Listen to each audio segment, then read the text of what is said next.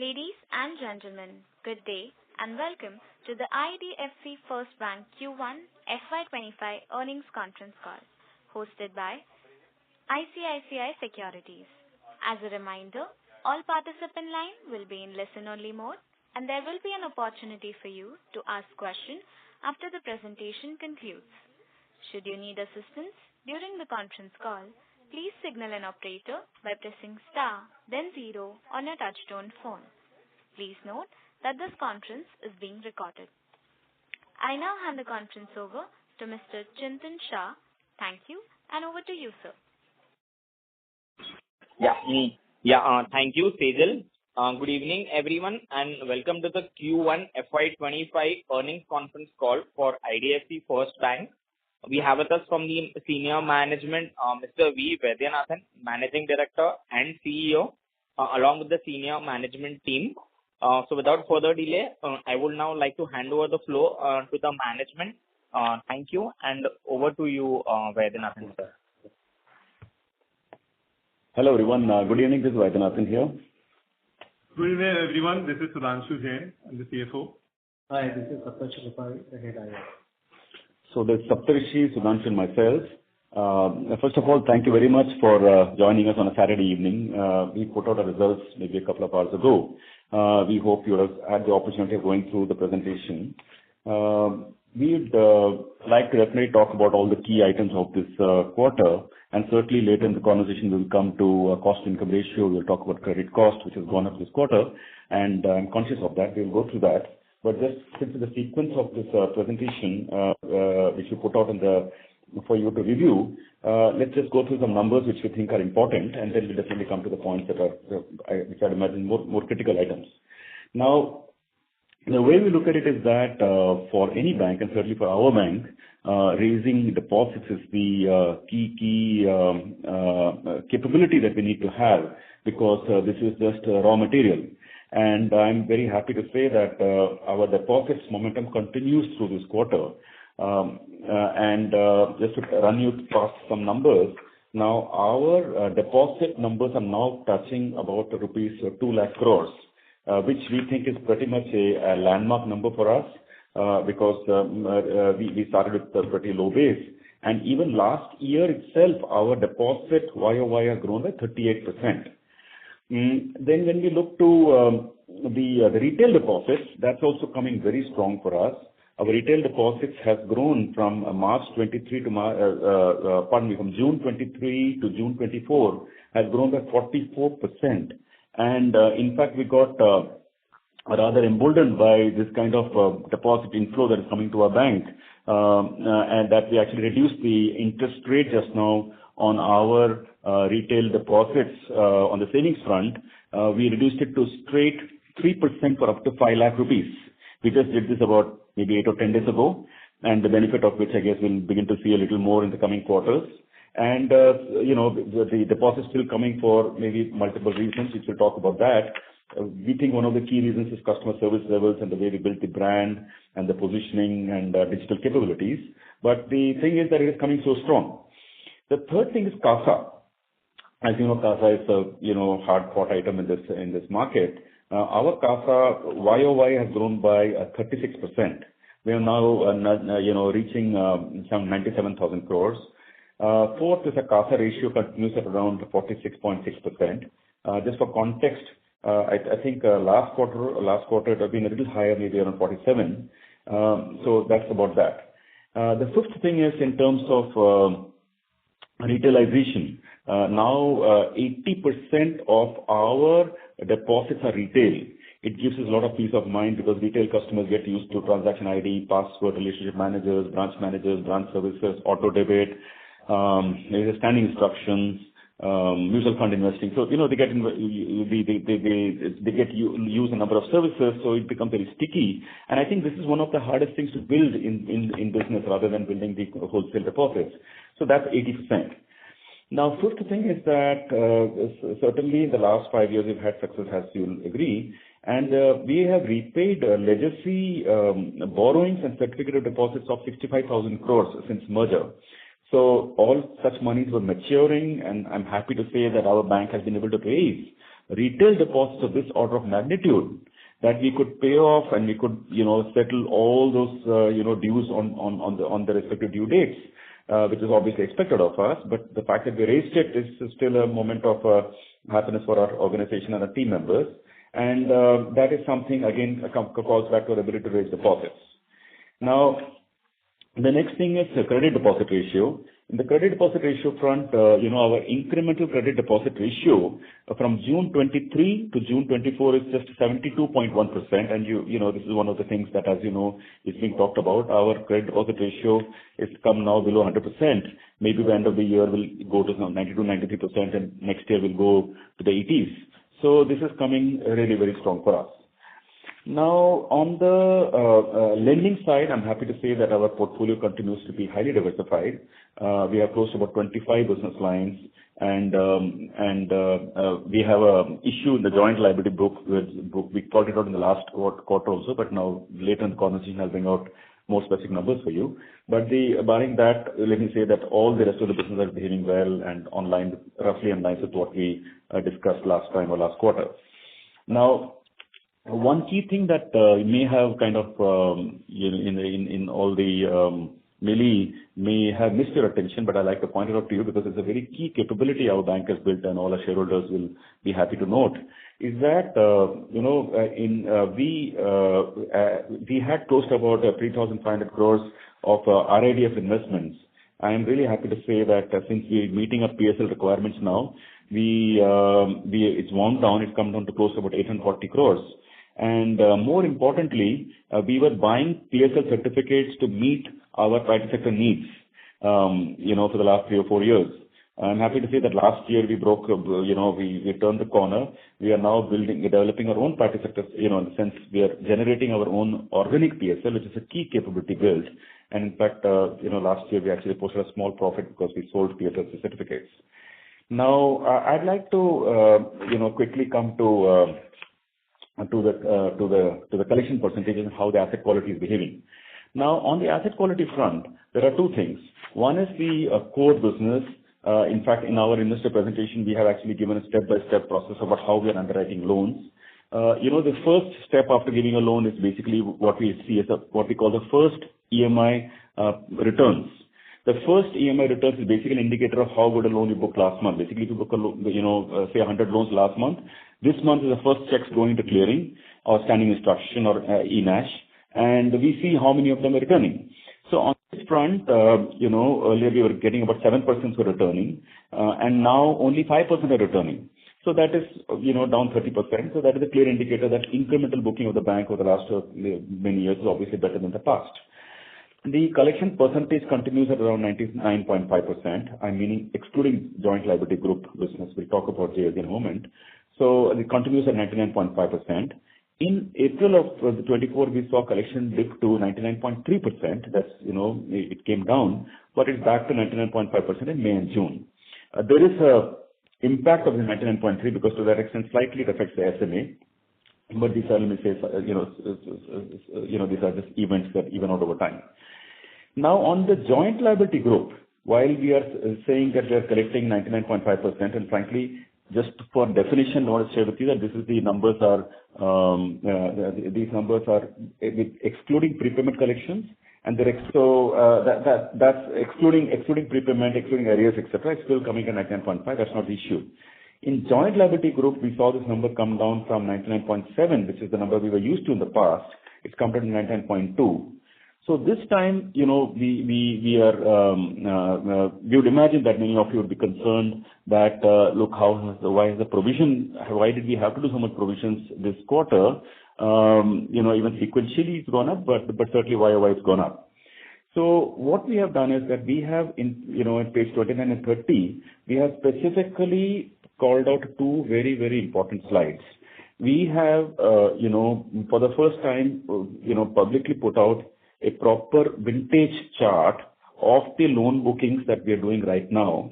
After that, so how this works is that basically we draw up a chart of the loan bookings, the vintage analysis of loans booked, let me say, pre-COVID. And then we see that what is the 30 DPD, 30 days past due, after say 6 months, 9 months, 12 months, etc. Then we take the bookings done last month or last year, and then we see at the same vintage, for the same 6 months, we see how much is the delinquency, how much became 30 DPD. So we have put it out, and you can see from the chart that in 6th MOB, 6 months on books, both series of transactions being after 6 months. So you book a loan in January 2020 and then see it after 6 months. So you say in June 2020. Now you book a loan in say January of 2023 and see it after 6 months, that is June 2023. So it's just like to like vintage. So that number has come down. It used to be 2.39%. Now it is coming at 0.83%. If you take, 12 months on book, it was 3.87%. Now it is 1.75%. So this is a very important slide. If you have time, I request you to, of course, peruse it. It gives you a comfort about the longer term picture, because some of you might be concerned what will be like 1 year from now, how do we model 2027, and how do we get a comfort that the credit quality will hold well. Now this chart will tell you that if this is what the delinquency is at the end of this graph, so this will give a longer term picture about how credit will behave, and we believe it will continue to behave well because these numbers are holding up so well. Now I want to come to the joint liability group, which is the key subject that we want to talk about today. Now, if you recall, in the last quarter, we brought out to all of you that our credit cost for the year is expected about 1.65%. Now, and we had kept a rain check on the JLG, saying that, look, we'll have to watch out for the JLG business, the JLG meaning the microfinance business, and we had told you that we will come back to you and we will look to it and all that. Now, during the quarter, we have assessed it properly. We believe there is an impact of the joint liability book. Basically, we have a portfolio of joint liabilities largely in Tamil Nadu, and Tamil Nadu had massive floods, so that portfolio did get impacted. And that book, the delinquency on the book has gone up in the joint liability book. Normally, pre-COVID, pre the floods, our credit loss in the JLG book used to be about 1.6%, which frankly was quite low as compared to even industry. Industry used to run at 2.5, we are running 1.6. Now, our estimate of credit cost for this year on the joint liability group, because we are 60% concentrated in Chennai or Tamil Nadu, it is expected at around 5% or a little short of it. So that impact of about maybe 3.2% has come on the microfinance book, but fortunately it is only 6% of the book, and the impact of that amount is giving us about 20 basis points more.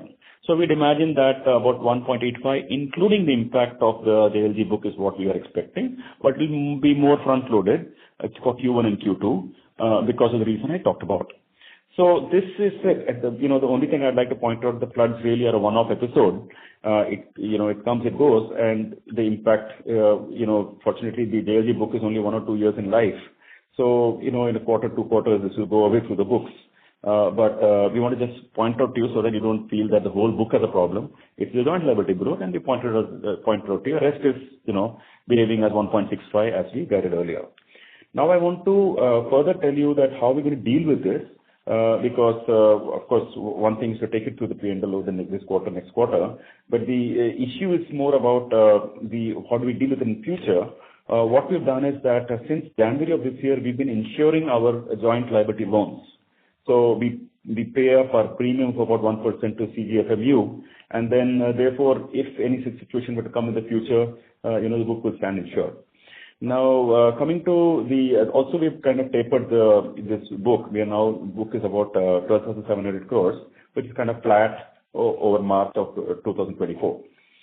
Now, if you look at the SMA and SMA2, that's not materially moved except for the joint liability group, maybe a little bit of here and there.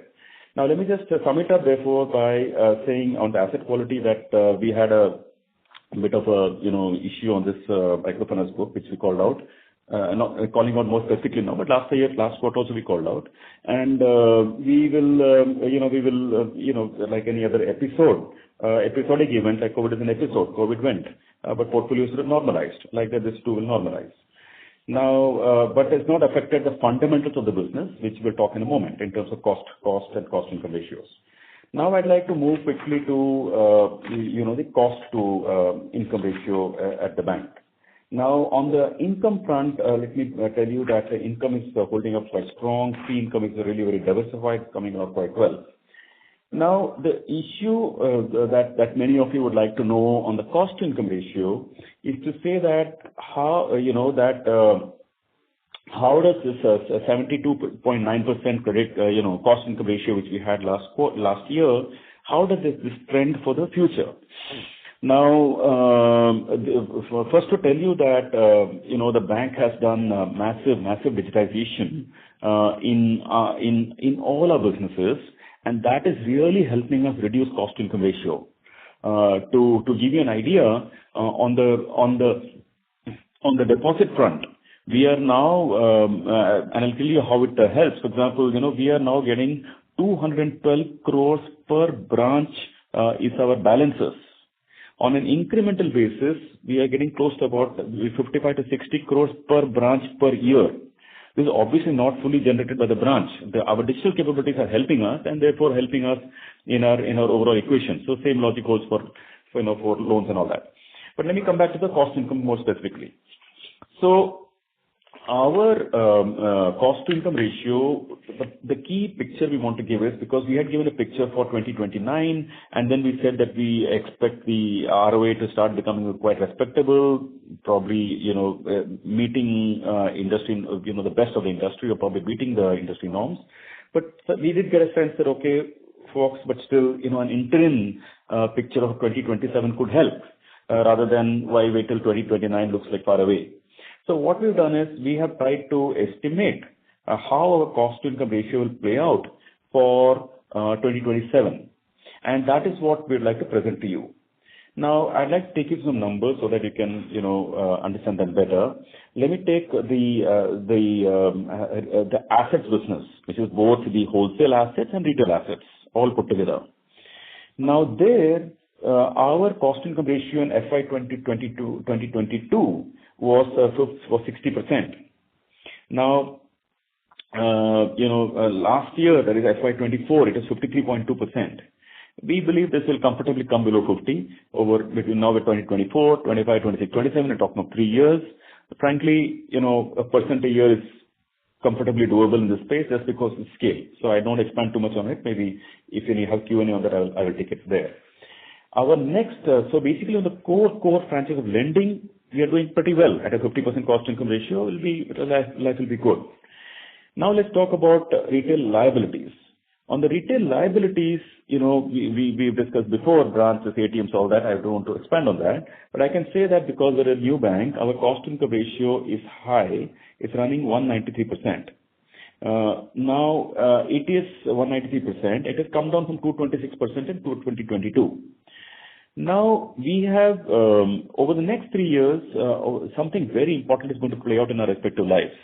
What's going to happen in our lives? I mean, the difference is that in the next 3 years, the requirement of deposits in the bank is going to come down. As we speak, in the last 5 years, we've been, handling a double burden. In the sense, one, we fund our loan book growth also. Plus, we are also already paying 50,000 crores or 60,000 crores of, past liabilities, which is bonds and all that. Now, in the next 3 years, since that bonds will be almost paid off, we need money only for growth of the deposit or growth of the bank. So we need only one, not two. And that is a big one. And therefore, our need for branches are going to come down. So our branches, our branch requirements is going to, we are going to grow branches by only about 10%, sorry. We're going to grow branches by 10% annually. But we are expecting deposits to grow by at least 25% annually. You're currently growing 39, so 25 should not be difficult for us. So if the branches grow 10% and deposits grow 25, automatically the cost income ratio of branches will come down. It just has to come down mathematically. So this number in FY27, we expect this to be 140%. Now I want to move to the credit cards. In the credit card business, the first year of operation, we were running 240%. In FY23, we came down to 164%. FY24, we came down to 116%. And, this trend will continue with scale. We don't, it will just happen. So by FY27, we expect this to be 75%. So So retail liabilities have told you, dipping from 193 to 140. Retail credit cards have told you dipping from, 116 to 75. And assets have told you dipping from about 53 to 50. So these three combined put together, we've done the maths. The combined, which is currently earning 72.9, will come down to 65. That would be about a 700 basis points reduction on cost to income. And all of you know how that maths works out if you cut the cost by that order of magnitude. So these were the key things I wanted to share with you, that so that you get a picture about how the story is headed in a more clear way, rather than our earlier conversation when we just used to tell you that it will go up, cost income will come down by scale. Many of you would scratch your head and say, fine, logically sounds okay, but what? How much? So today we put some numbers for you because we modeled it internally. So that's what we are heading towards. So finally, of course, I believe we've built a really phenomenal technology stack in the bank, and people who are experiencing I hope many of you using the bank app would hopefully will testify, that or will agree that it's really one of the fantastic apps. Just to tell you that we are a Google Play Store rating of 4.9. Very, very, very few banks have achieved something like that. App has to be really good to get 4.9 there. On App Store, we are 4.8. As per Forrester, we are among the only Indian bank to feature among the global top 15 global banking apps. So these are some really good things we're doing.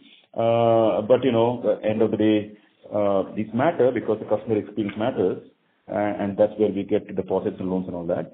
But to step back for a moment, this is our strength, but you will be able to convert. Finally, you'll want to see it in ROE. And I'm pretty, if we meet a cost income ratio the way we're guiding it, which we think we will, then things will fall in place, and this joint liability group will be an episodic thing, and the episode will pass.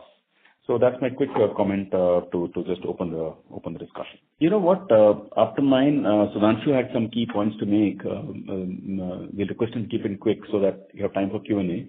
But Sudhanshu, if you can take them to a key point. Yeah, thanks, sir. In fact, you have touched quite a bit of numbers, so okay. I'll try to restrict myself to only some incremental stuff. Yeah.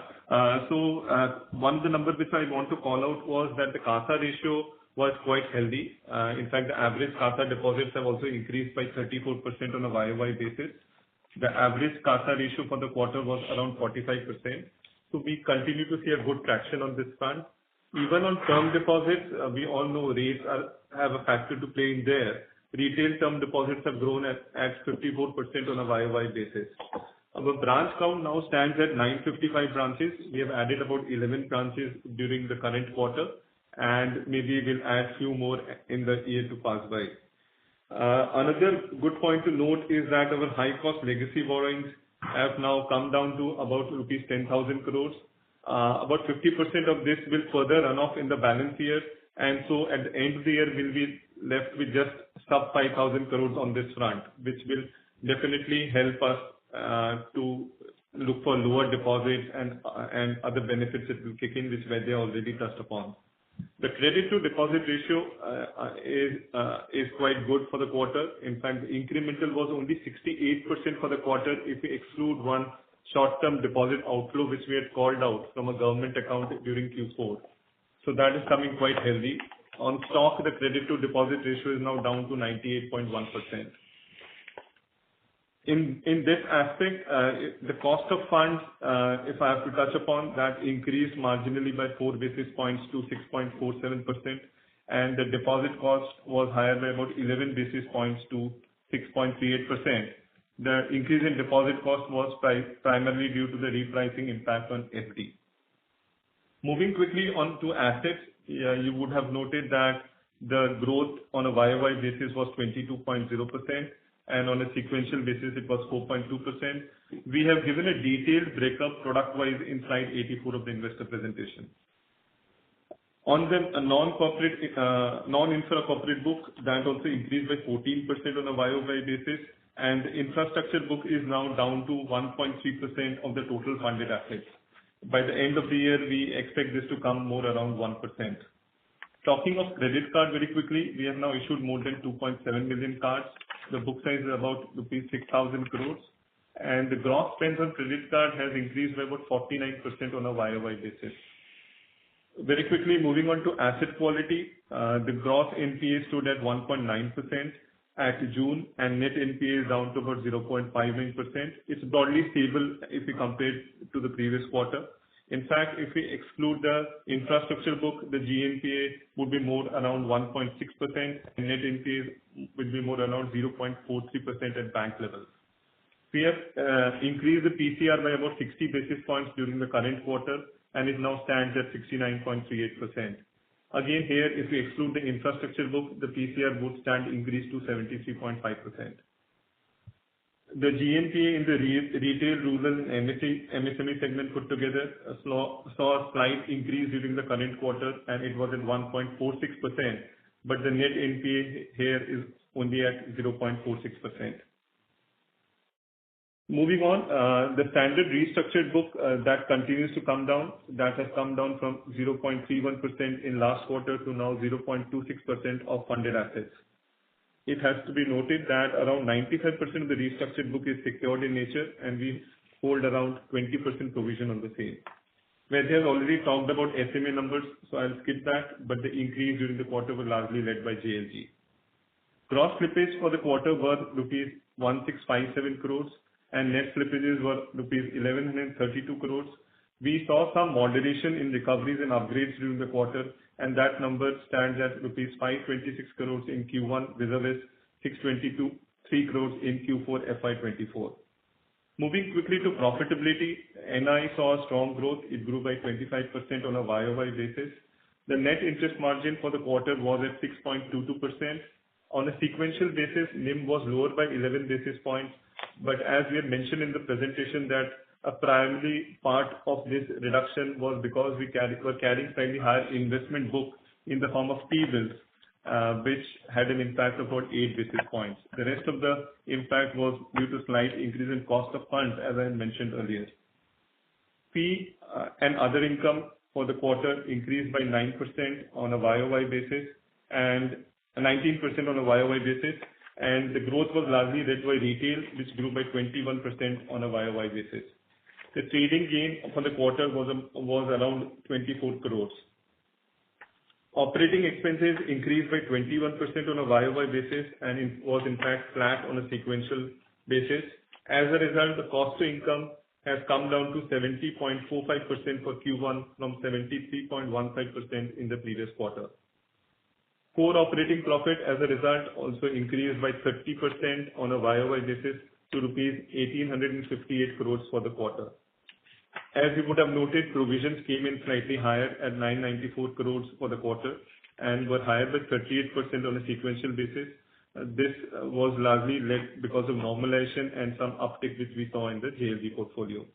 Credit cost for the quarter was at 190 basis points, but if we exclude JLG, then it is more around 170 basis points. PAT for the quarter is at rupees 681 crores. This was lower by 11% on a YOY basis, but if exclude trading gains from both the periods, then the decline was more around 7%. Provisions in this quarter were higher in JLG relative to Q1 of last year by about 132 crores. This also led to a lower PAT if we apply the tax rate by about 100 odd crores. Moving on to the last piece, which is on capital adequacy. The bank now has a capital adequacy of 15.88% at June 24, with a CET1 ratio at 13.34%. This is including the profits of the quarter. We had a benefit of about 14 basis points due to the transition to the new investment circular with effect from April 1, 24. And however, if we take into account the capital which came in July 24, then the CET1 ratio at June stands increased to 14.67%, and the total capital adequacy will stand increased to 17.21%. Last point from my front before we open up, LCR we have maintained about 118%. This has increased from 114% in the previous year, and we have been maintaining healthy liquidity levels.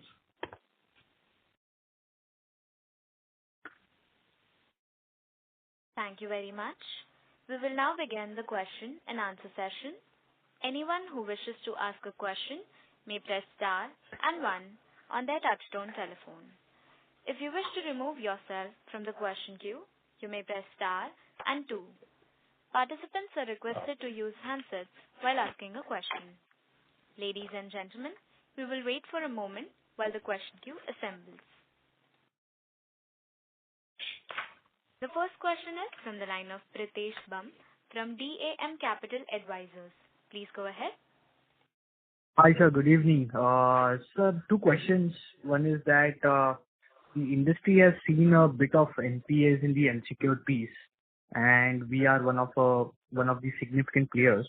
What is the reading from the early indicators, if this can move up further, any geographic concentration, and is this driven more by the early age group of borrowers? See, our unsecured retail is 15% of the book, and which is the key focus area for the bank, and key focus area anyway in terms of people observing that book, so to say, for performance. Not the focus of the bank, but the area that is focused upon for credit quality. Now, on this front, roughly we are seeing that it is varying broadly normally. That is why we are able to stick to our credit guidance of 1.65% overall at the bank level. No material movement at this point of time. But like everybody knows that we've got to be very careful here, and we'll keep an eye out.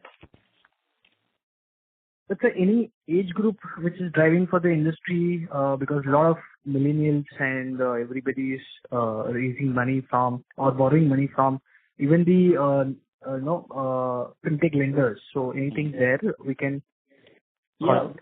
Yeah, we can call out if you want to go deeper. So in the sense that when we analyzed our credit card business, for example, I don't mean the overall unsecured. Like I'm not talking uniformly for the entire 15%, but I'll take one sliver of credit cards and talk to you.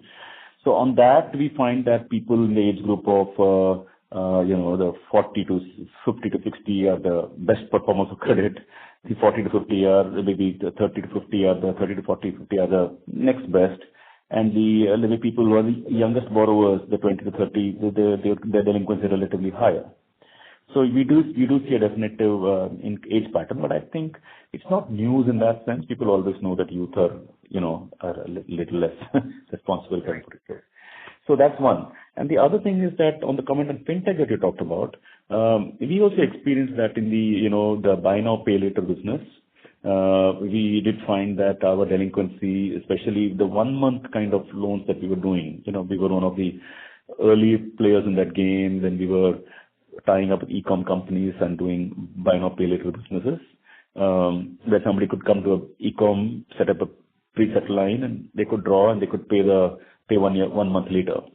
Now again, small ticket, age group are usually low, the delinquency is relatively high for us. So we dealt with all that, but nothing that's not like disturbing us because we're taking it to it's like normal course, part of the same 1.65 we're talking about. Got it. So second question was on the LCR impact from the recent guidelines. We are at 118% in Q1. So any impact assessment on that? And as you mentioned in the opening remarks that our deposit raising intensity moves down and also the resultant cost to income. So any thoughts on this one, if that will slightly, delay or do something on our end result? No. So on the LCR, as I said, so while these draft guidelines have come in, and if you see that we have been maintaining a very high, solid base on the retail deposits, that is one of the highest in the industry. If you see as for the LCR disclosure, that is at 58%. And because now the runoff factor is suggested to be increased, we would have some impact on that front. But we feel quite confident because the deposits are coming on very strongly. In addition to that we feel that we have not drawn much in form of borrowings, right? So we have lines available in the form of refinance. We have a very small portion currently utilized in the form of certificate of deposits. Then FX borrowings is also an option. So we feel that if we have to meet that ratio on April 1, we will be able to mobilize through some of these sources. Incrementally, if you ask me, there would be some additional ask which could come in, but we feel that our deposit machinery is quite strong enough to mobilize some additional deposits. Great, sir. Thank you. Those were my questions. All the best. Thank you. Thank you. The next question is from the line of Ishan Agrawal from Ervina Capital. Please go ahead. Hi. Firstly, would want to appreciate the customer service and the mobile app of the bank. Superb as compared to other banks that I have experienced. And I'll move on to my questions. So, my first question is, you had guided for a cost to income to be stable at 72% for Q1 and Q2, and then start dropping off and break the 70s by Q4. This quarter, the cost to income is at 70.5%. So how does the trajectory look like for the coming quarters of this year? First of all, we're very thankful that you said what you said about our app. We go crazy building it. We're just loving it. All of us are doing user testing on it every day. So it's built on really super platform. So, so we're very happy that you liked it. So thanks. Now, on the cost income ratio for this, we'd like to actually really guide for 27, one quarter, maybe a little up and down. So sometimes it can give misleading, can give signals one way or the other. But directionally, of course, this year we expect to grow OPEX only by 20%. Last year our OPEX grew by 30%. 33%. So we are definitely slowing down OPEX growth in this bank. And that is, as you know, once you slow the OPEX growth, straight away it feeds into cost income. So we expect that this year will grow OPEX only by 20. Even first quarter, I think OPEX grown only 20. 21. So this quarter also OPEX grown only by 21. So you should expect of us that when you track us Q on Q for the next 4 quarters, we should not grow OPEX more than 20%, let me say.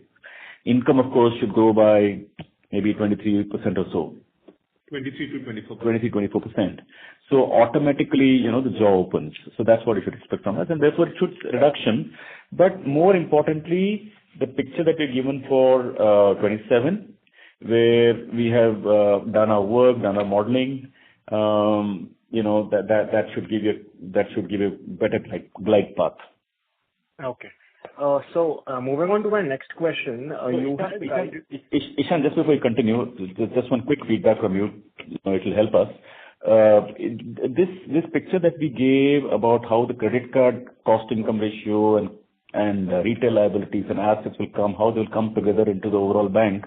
You can be honest with us. Did that help clarify, or you still feel a doubt? If you have doubts, please ask us. Because actually, for me, as an analyst tracking your bank for a long time, for me, what really helps is the blended number. Because for me to see from outside the internal moving parts does not really help me, to be honest. Okay, thank you for the feedback. Yeah. Now, my second question is, you had guided for our ROE touching the lower end of our guidance by Q4 of this year. Now, with the increased equity capital base and increased JLG provisioning, which we did not anticipate, say, 2 quarters or 1 quarter back, do you believe you can still achieve that? And if no, then what ROE number can we look at by Q4 of this year? We got to see the number, but looks like it's difficult. But because there is capital, but I think and also the extra provision that is coming because of the microfinance book, so to an extent. But I think that the ROA, let's talk ROA, Ishan, if that helps you, and then ROE is just it's just a multiple on that number. So let's talk ROA. So our estimate is that we will get to 1.4% by. We'll probably be flat this year, and next year it'll flat over 24, and next year probably 1.2, and by 27 1.4. That's how things are moving in our estimates. And Ishan, just to add, we continue to sort of hold that profits in H1 could be slightly lower because of the JLG impact which we called out, but H2 profits should be much better than that. So you would see an ROA uptick as we move on during the course. Yeah, that's right, Sudhanshu. Basically, see, for us, our profits is going to be more back-ended this year because the JLG impact is coming the first 2 quarters, and maybe a little bit of tail will come in the 3rd quarter, but not so much. But next quarter, you must expect that the numbers on the PAT front, though we do expect the deposit growth to be very strong. We expect the loan growth to be, well moderated, and that should be fine. NIM and cost and everything will be fine, but provision will be more elevated next quarter also. But then that for the reason we already said many times in this session, so I don't repeat it. But then Q3 should be okay, and then Q4 will look good. Okay. And one last one with respect to the reverse merger with IDFC Limited. So IDFC Limited recently declared an interim dividend of ₹1. So was this a part of the merger, or was this capital going to flow into the bank, or was this already discussed with the parent? No, it is clearly discussed with IDFC Limited, because basically there was a project that entity had invested in their project financing hat, and that project was still sitting with IDFC Limited. So when we had done the work, there was a clear understanding between the two parties that that cash flow, outflow of cash from that entity will belong to them, and there was structurally contracted like that. So this is part of that contract. And there were some timing issues on the front, but we felt in good spirit that they should get what is theirs, and they paid the dividend. It's fully with our understanding, with our support, and as per the agreement we had between two parties, it does not affect the cash, and it doesn't affect the economics of a transaction. Okay, thank you, and all the best for the future quarters. Thank you. Thank you very much, Ishan. Thank you. The next question is from the line of Shubhranshu Mishra from Phillip Capital. Please go ahead. Hi, good evening. Thanks for this opportunity. I've got two questions, actually, both are on two different asset classes. One is the digital personal loan, the second one is personal loan, and the other one is on digital consumer durable loans and consumer durable loans. Just wanted to understand what is the difference in terms of ticket size, the cost of acquisition, the customer segment that we are targeting in both these segments, and what is the sourcing difference here? And my last question would be, what kind of 0+ are we seeing in a salaried PL and digital PL now versus, say, 2 quarters ago? Let's take them one by one. If you meant to say what is the credit consumer durable different than digital consumer credit, is that what you asked? Yes, correct. Okay. So the consumer durable business is how, let me say, you go to a Vijay Sales and regular consumer durables, you go to any Reliance digital store and you buy goods. So these are offline purchases, like physical purchases, where usually one of our representatives is sitting there.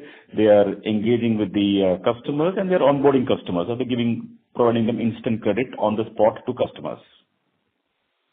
So that business, maybe Sudhanshu can confirm to me, but like close to about 4,500 crores of loan book we have on that front. Now almost about 6,000. 6,000 crores. About 6,000 crores of loan book is there on the consumer durable business. So that business pretty much works like how the other large NBFC in India is operating, and let me say that player and our player are the two that got interrupted. Let me continue. So that is how consumer durable business is. So our book is about 6,000 something crores, and we've been doing that business now for 14 years.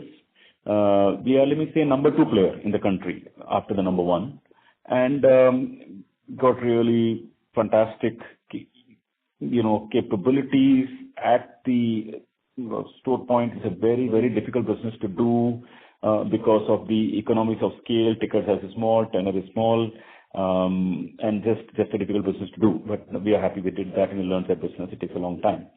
And scorecards and technologies and all that. Now, the second business that you're referring to, the digital consumer, is what we do on the online stores. If you go to any of the large e-com companies and go to check out there, then we could finance a product for you just on the fly, just as you would have done it on the physical store. That's what's called the digital consumer durable. And the average ticket sizes and the customer segment, in one my sense is that in offline we would be doing a lot of NTB versus the other format where we would largely do a KTB. Is that a fair assessment? So I imagine the ticket size will be more like about 50,000-60,000 rupees. Yeah, that's correct. On the consumer durables. So, see, even the digital personal credit consumer we talked about, it comes in two types actually. One is the one that comes with a 1 month kind of product. 1 month, like you pay back in a month. Now, I told you earlier in the call that in answer to somebody else's question, probably Pritesh's question, that we do find, more delinquency in that. But we continue to do the longer term. So if you did buy a mobile phone on a Flipkart or somewhere, or let me say any other this one. So we do finance them for longer period, like 6 months or 9 months. That we continue to do. That we like the business also. So these are two things. But frankly, these are what is really good about our bank is that we have developed really, really fantastic capabilities. You try doing this business at scale, it just has a lot of tech involved, a lot of scorecards involved, a fraud scorecard and credit scorecard and identity checks and collection capabilities. Everything required for this business, whether digital, and we build those capabilities. Understood. And the question on personal loans, there's a digital personal loan and then there's a salaried personal loan. So what is the difference in the ticket size, customer segment? There are two types. One is a regular, when you say salaried personal loan, these are regular personal loans, like how you're an employee of any of the large A-CAT, B-CAT companies, and you apply for a loan and take a maybe 2 lakh, 3 lakh rupee personal loan, or maybe 4, 5 lakh, and then you pay back about 2 or 3 years, or maybe 4 years. So that is one kind of personal loan. But those are typical uses, could be like really personal use, could be medical or whatever. Now, the thing is that the other kind of personal loan that we have started doing now is for customers who come to, so the former is regular, it's been going on in India for 20, 30 years.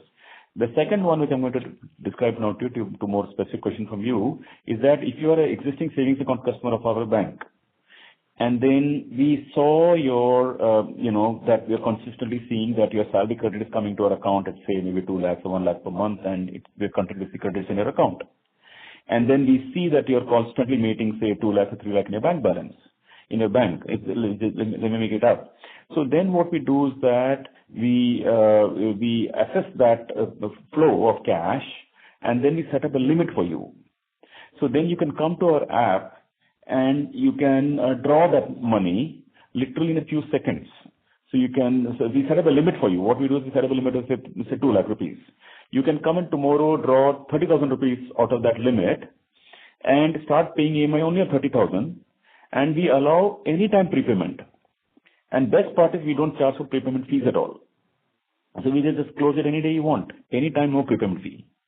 So we do this facility, and these are also being pretty much loved by customers. That's the difference between the two, because this one can go in multiple tranches with no prepayment, the digital personal loan, versus the other salary loan are like regular ones with a prepayment fee because it's been offline originated and all that. And what is the difference in the ATS? Sorry to interrupt you, sir. May I request you to please rejoin the queue for your follow-up question? Sure. Thank you. The next question is from the line of Nishant Shah from MLP. Please go ahead. Hi, sir. Congratulations for the very good quarter, and well appreciated on the cost to income kind of trajectory going on. So I just had one question. You've answered one on the LCR already. Just on the merger consummation, when can we expect that merger consummation? And related question to that, does that have any net worth accrual benefits to it? Yeah, about maybe 600 odd crores of net worth accrual. Yeah, about 500 to 600. 500 crores. And looks like a Q2 item. Q2. Okay. So basically anytime in this month or next month or so. This quarter. I think there was a NCLT hearing yesterday, and they pushed it up. So there is an NCLT hearing which has been slightly adjourned while we are still awaiting the official date, but we are hopeful of this getting concluded by end of Q2, more around end of September. Okay, sir. Got it. Thank you so much. And just you've already addressed this a bit on the LCR front. So what do you anticipate the NIM impact could be from this? Is it just the simple dumb math of, HQLA goes up by a certain percentage and whatever is the cash drag there is the NIM impact, or is there some more nuance to it than what we understand? See, since the norms itself have been so tightened by now and made more conservative, then we got to watch out for the rest of the industry also as to how much is the new benchmark of extra you want to hold over the 100. We haven't yet come to thought that through, because earlier it was a norm to keep 116, 118, 120. We don't know. Maybe we may keep 110. I don't know. We've not yet made up a name, because we've got to see the emerging protocols. But let me just say that the extra you keep could be, suppose you have a certain number. So our own estimates are something like you might have to incur 1% of a drag on the incremental amount that comes our way. So we got to see what the number turns out to be. Yeah, and some part of the cost we could also pass.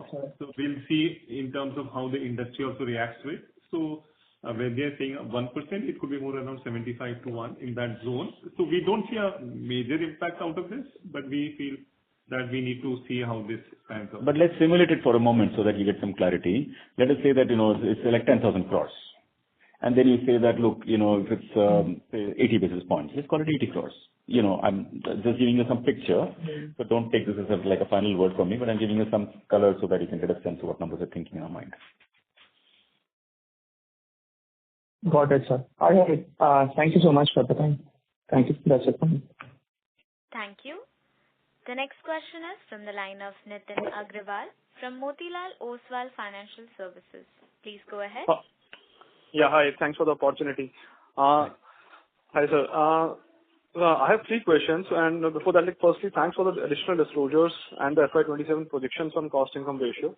This really helps to understand the glide path on the cost income.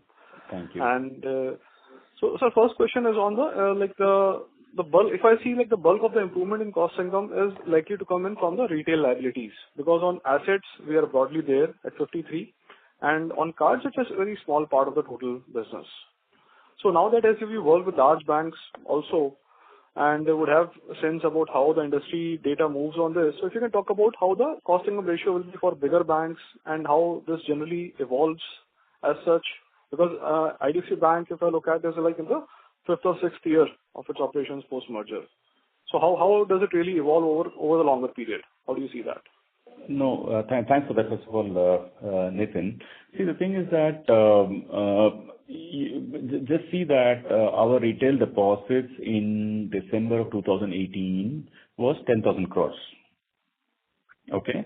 Now, so think of it like practically it is like zero base. In the context of 2 lakh crores, let me say 10,000 crores pretty much zero base. So let me say it's been 5 years. Now, it's not exactly zero base because the teams have been working on it 2-3 years before that also, but just for context. So therefore, it's been 5 years. So now, if you think of other organizations, I'd say that, it will be like 14-15 years for banks to completely break even on this space and start making money, because if you start from zero base, because it does have a drag, similar experiences at other large DFIs that converted, etc. Liabilities took a long time to break even, from what we know. But in our case, there is one very positive thing coming in our favor.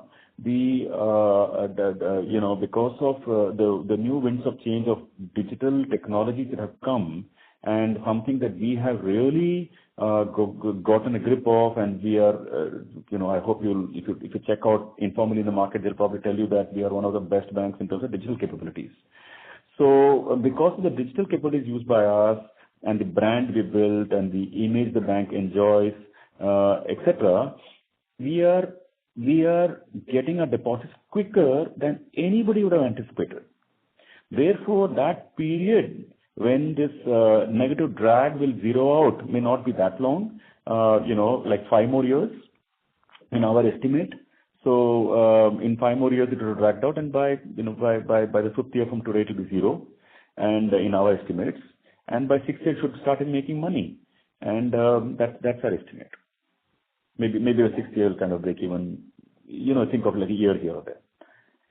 So definitely one thing is pretty certain, the way we are looking at it, we are running ahead on the cost to income, at least in the liability side, because it's not going to be that long drawn like for any other startup DFI converting, no.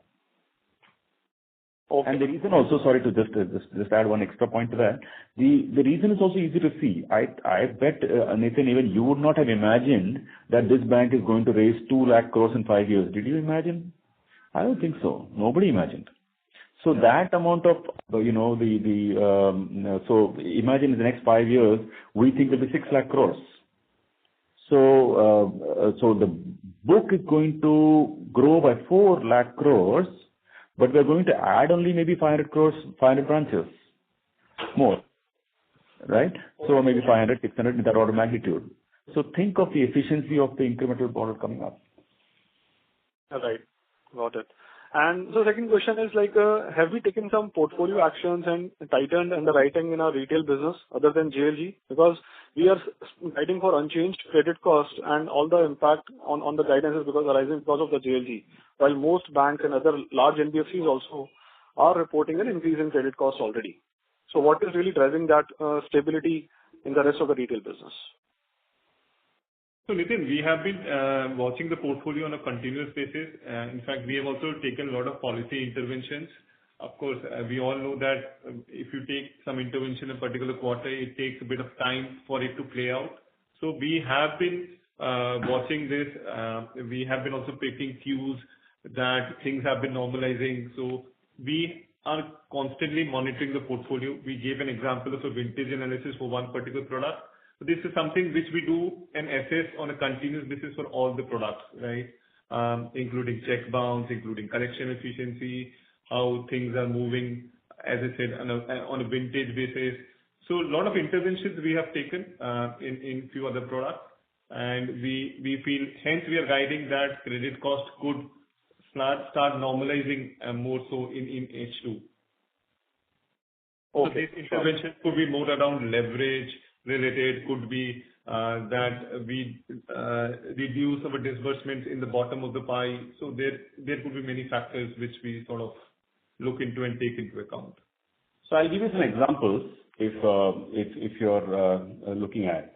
Now, in some businesses we chose that customers below a certain CIBIL leverage, because what we take from CIBIL is not exactly the score only. That's just one data point. We actually would go and take the underlying criteria. So we tightened in one product, say in our cross-sell products. What we do is that we cross-sell. I'll give you color about one product. For example, we cross-sell personal loans to consumer durable customers who have been on our books for a period of time and who have performed well. And that's part of the profitability of the consumer durable business.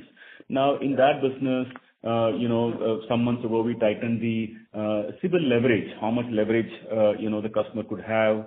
Then we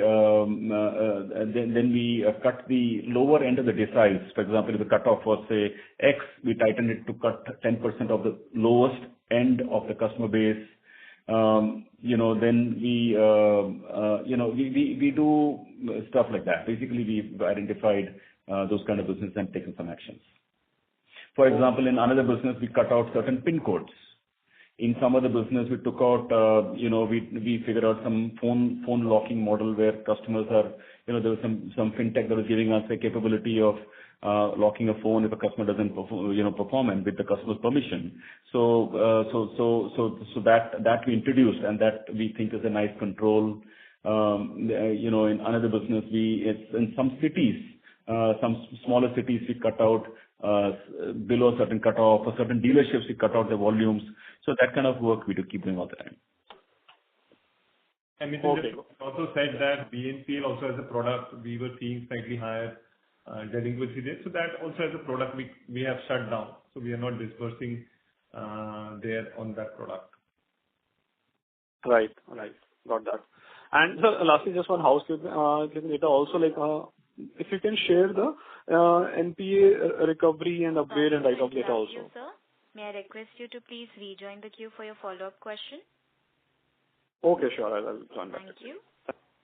The next question is from the line of Manish Shukla from Axis Capital. Please go ahead.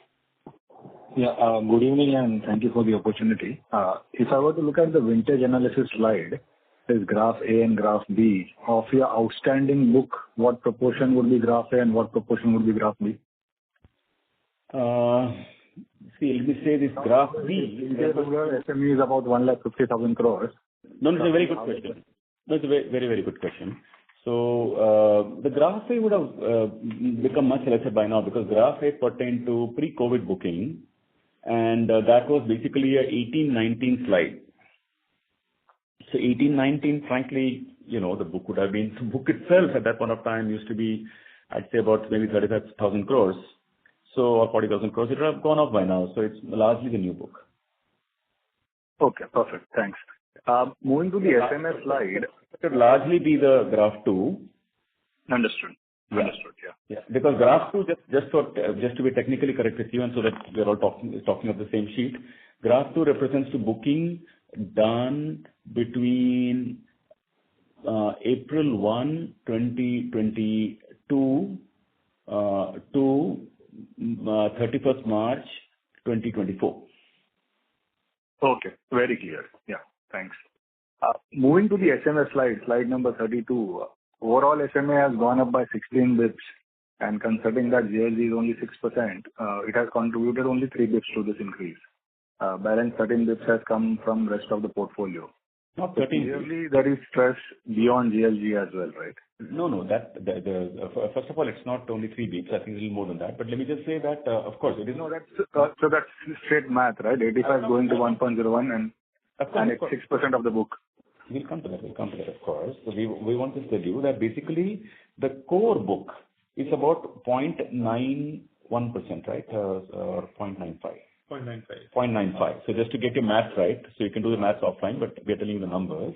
So 0.95 is the SMA excluding the JLG impact, and that is at 10 basis points over March 24. So and this is because if you went back to the slide in collection efficiency, you saw the April number at 99.3%. Yes. Remember I called it out when I was speaking to you? While we are normally running at 10.5. So that is some amount of money because that period of April, May, elections were on, holidays were on, so it is a small thing. But frankly, some slight movement comes there and seasonal things, they go away. Collections have recovered after that. It's back to 99.5. So it's nothing that we should really it's not like, for example, if you see May 24, it's already back to 99.6. June is back to 99.5. So these things happen, in the industry. If you see last year, for example, you go back to the same slide, page number 27, we have clearly shown that April 23 also we reported 99.3. Though, of course, there was no election that time. I don't know what happened. I mean, I got to go back in time and see what happened then. But, by some good coincidence, even April 23 is also 99.3. But, the good thing is that now the bank is continuously achieving this 99.5 for a long time. Okay. Yeah, looks like a April phenomena every year. You don't know. I mean, in fact, I requested my team members to actually go back and check what, April 22 also was. It's there already. April 22 also has 19.3. Yeah. So 22, 23, 24. So 3 times in a row, April has shown a 20 basis point dip. All right, sir. Thank you. Those are my questions. Thank you. Thank you. The next question is from the line of Raghu from Travis Capital Private Limited. Please go ahead. Hi, thank you for the opportunity. I just want to come back to the cost to income ratio again. Sorry for raising it so many times. The FY27 guidance what you have given, is it for the start of FY27 or the end of FY27? For 27. For FY27. Yes. Okay. So the reason why I was asking, I was a bit disappointed by the 65%. I'll tell you why I was. Because the capital first, the exit cost to income ratio was something around 56, 57%. 48. So 48. Okay. So yeah, at least the March end of the year. I saw for the March FY17. So even after 8-9 years of operation of the bank and we doing so well with deposits, we still about 10-15% higher than when we were with as an NBFC. does it sound, it somehow doesn't fit. So can you please explain why is it that way? No, it's a very fair question. The thing is that you're right. By FY27, this would be 10 years of the bank. Now, but just to be honest, you see that this was running 95. Yeah. Correct. Now, so we started with a very, with a big sandbag on the back, and then on top of it, then after that, one second. Let me open my slide so I can have a good conversation with you. So my slide in front of me.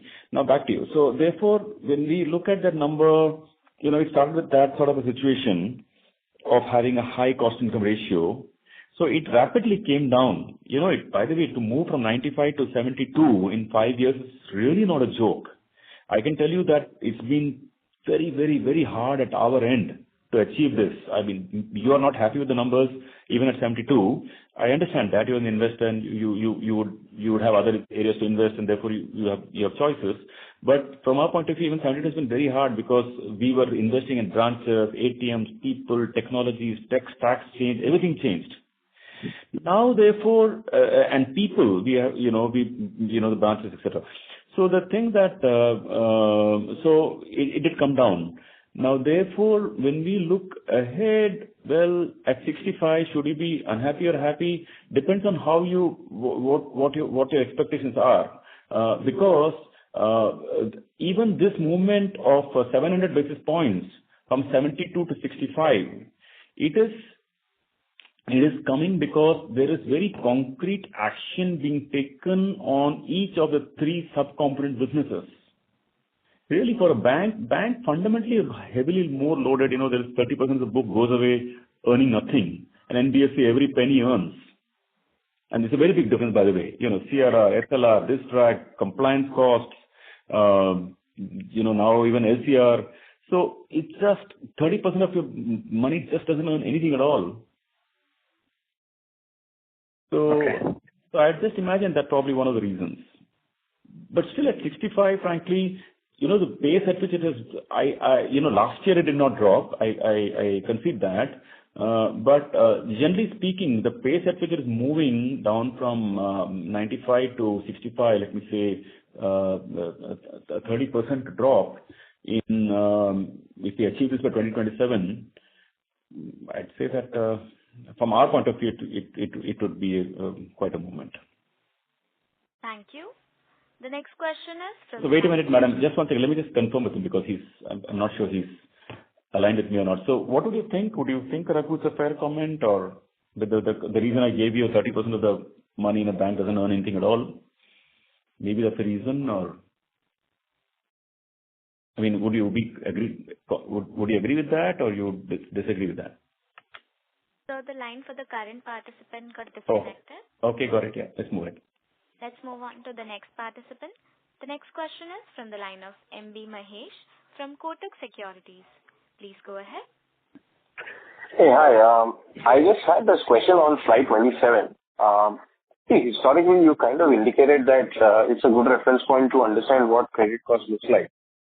But if you go back and see this quarter, it doesn't seem to be showing that representation because the increase in credit cost seems to be much higher.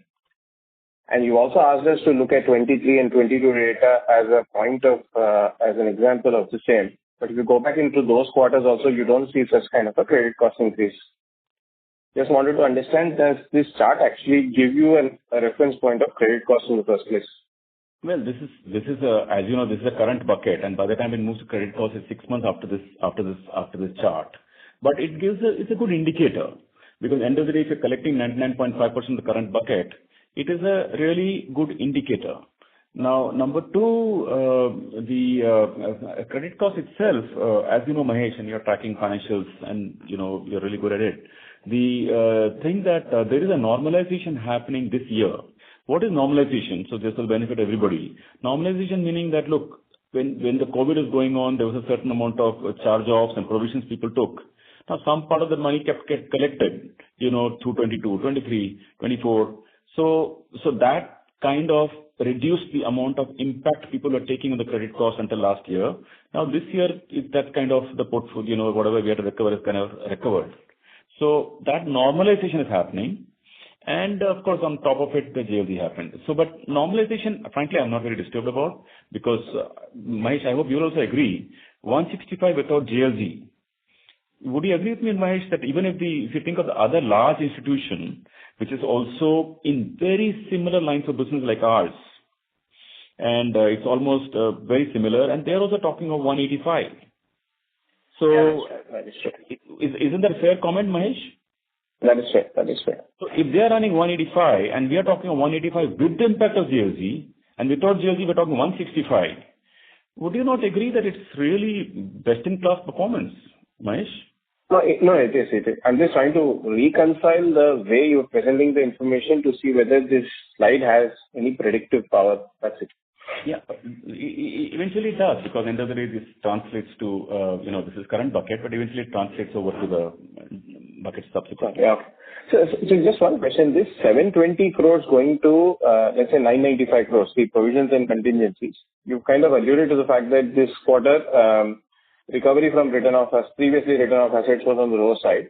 But from a delta perspective, nearly about 250 crores has essentially gone towards the MFI book. 180, no? What is the number? How much has gone to provisions in the MFI book this quarter? Yes, I'm just trying to understand the delta.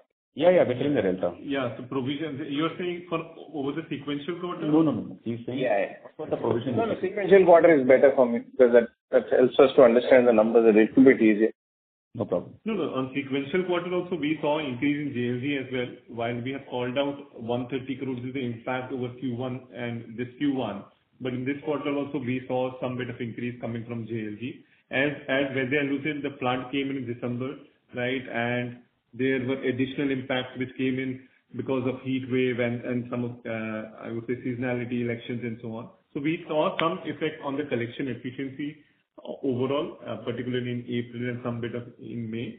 So increase has come in JLG plus in some other portion of the book. We had, in fact, in Q4, when we had called out that H1 credit cost could be slightly higher, right, and it could come down into H2. We had also called out one factor like an FLDG, where we have done some disbursement, right, which was not to the FLDG route. There we are getting some NCL we'll get some NCL in H1, and that will sort of not be there in H2. But it's not that just to be clear, that is not an NCL that is out of the ordinary. It's like it's a normal course of business, except that it won't come in H2 because let me just say it is secured by the counterparty. It's a default guarantee. But so FLDG we shouldn't bother too much about it because even we take it as part of normal business because we're booking it, we're getting the income and we have the credit cost. So that's normal. But let us come back to more about the credit cost as such. So therefore, even without the people have talked about heat wave, people have talked about lots of things. We said everything subsumed in the numbers. And everything subsumed also, at least as far as our eyes can see right now, we are human beings, we can make, as the Q2, Q3, Q4 rolls out, God knows, maybe 5-6 basis points more or less, I don't know. It could be somewhere there. But as far as our eyes can see and the way we can model the book right now, it looks like, 165, which, and including JLG, 185. Let's take, upward bias, let's call it 190 for a minute. Shall I write? Still much lesser than, let me say, or not lesser than, but this is the best-in-class performance of the industry in these customer segments. Understood, sir. Thanks a lot for this. Thank you. The next question is from the line of Jay Mundra from ICICI Securities. Please go ahead. On this aspect only, in JLG, so the rise in delinquency has been because of the Tamil Nadu floods. But do you see any impact due to heat wave or maybe any disturbance due to general election, or it should subside as you had expected last quarter by second quarter? Well, these numbers subsumes everything. So we don't have anything more to call out because of the seasons. But you're right. When we talked to our people did give feedback. They said, elections, so many people were on leave. It was very phased and long-term process. There were some states in which some politicians had called and said, the waiver is happening and all that. So, these kind of things keep on happening. These kind of cycles happen, come and go. But, these kind of small incidents happen here and there. But our numbers are all, broadly, it's all subsumed. Right. And so in JLG, do you also run individual MFI book also, or all the MFI is JLG? All the MFI is JLG only. Right. Lastly, sir, cost of deposit, I think, how should one look at cost of deposit when your ask rate for deposit is going to come down? Maybe for next 2-3 quarters, how do you see the cost of deposit panning out? Let's think cost of funds actually. That would probably be a good benchmark, because at the end of the day, that's what will translate the profitability. So our cost of funds right now running at 647. And we, out of this, close to about, 10,000 crores is still high cost money sitting with us. So when the high cost money goes off, we modeled it, and then we assume for a minute that 10,000 crores of high cost money, let us say it is replaced with the normal cost of deposits of the bank. We found that this number of 647 will come down to 636. We'll get 11 basis points improvement. So think of it in other words, think of our bank at cost of funds of 6.36 today, as in when we pay off the bonds, which is like a year from now. And frankly, 636 is lower than at least the peer banks meaning the mid-sized banks. So we are probably the lowest among the mid-sized banks today at 636. So we are very proud, just to step away, just permit me to digress for a moment, that, our deposits are, coming so strong because of the brand and many other things, but they are coming at this pace of a 39% growth or 30% growth, despite having cost of funds lowest in the mid-sized banks group. So that's very important, and I hope you'll agree it's a very significant thing actually. Right. Thank you, and all the very best, sir. Thank you very much. Yeah. Thank you. The next question is from the line of Hardik Shah from Goldman Sachs. Please go ahead. Thank you. Thank you for the opportunity, sir. I have 2 questions. One is, for a couple of weeks, I think you tweaked your savings rate rule by offering 7.25% for more than 5 lakhs instead of more than 10 lakhs. Anything that you can share on how much can that have the impact on the cost of funds according to your model? No, we did 2 things at the same time. So we were, as you know, we were paying 7%. Correct. We were paying 7%, and we were paying, if I'm not mistaken, up to 1 lakh, we were paying 3%. Actually, up to 1 lakh earlier, we were paying 7% through. But now, we have now dropped 0 to 5 lakhs to 3%. 3. Correct. So is it going to be net positive because of this? Yeah, net positive, yeah. So we're going to buy. So, one interesting thing that we are observing, that the savings account is actually not interest rate sensitive. At least we are experiencing that. So whether we were paying 4 or 5 or 7 or 3, in the 0 to 5 lakh now, we've emboldened and moved ahead and taken a call. Now we did it. I don't know. This is not sensitivity. Money is just, money is coming to us. Brand, I don't know. It's hard to pick what is exactly moving, but I think brand is strong now, and app is good, service is good. I think these things are more material than the rate now. Interesting. Okay. And second question is... Hardik, I'd like to pause it just for a second, if you don't mind. Now, would you, if you were to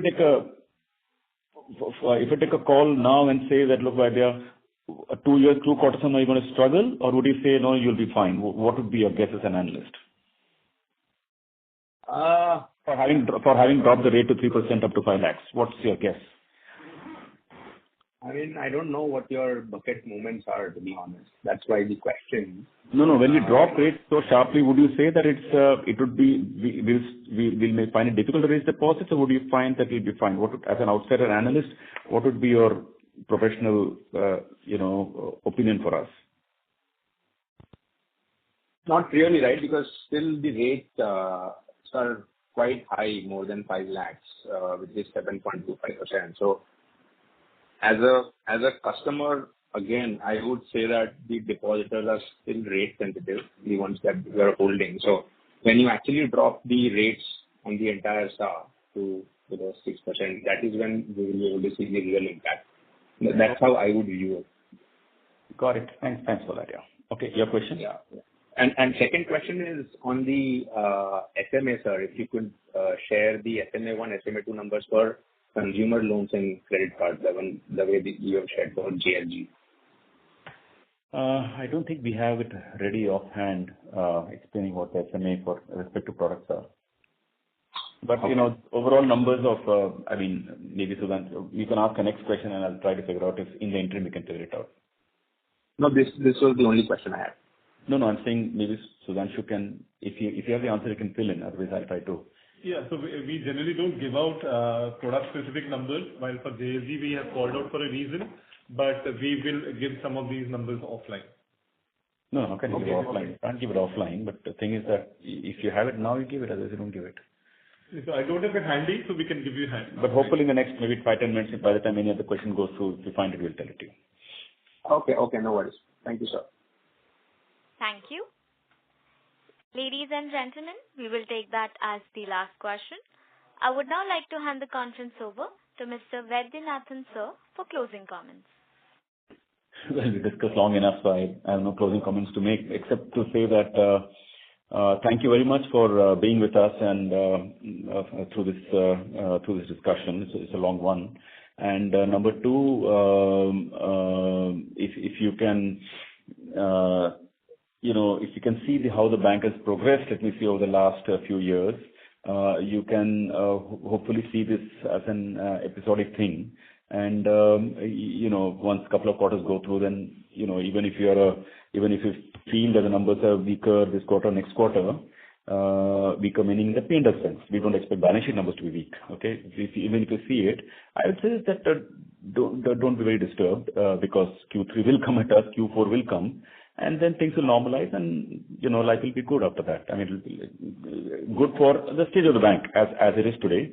And then you should track us to 26. We expect 25 to be similar to the zone of 24, but we expect 26 to be a breakout year in terms of profitability. We expect 27 to be a breakout year for profitability. So 26, 27, 28, 29, we see a good runway the way we are looking, because of very simple fundamental logic that our costs will definitely slow down from here. I mean, cost increase will slow down from here. It maybe it's 20 this year, maybe it's 18 or 17 year after that, and so on, and further down from there, and then income should rise. So basically, we should see the jaw opening. 26, 27, 28, 29 should be very materially improving years, and those of you who are with us through that cycle will hopefully experience it with us. I have seen this before, running Capital First, in other organizations. So I'm expecting that cycle to come at us, in the good cycle to come at us in that window. So thank you, everybody. We want to just thank you for being with us. Thanks. On behalf of ICICI Securities, that concludes this conference. Thank you for joining us, and you may now disconnect your lines.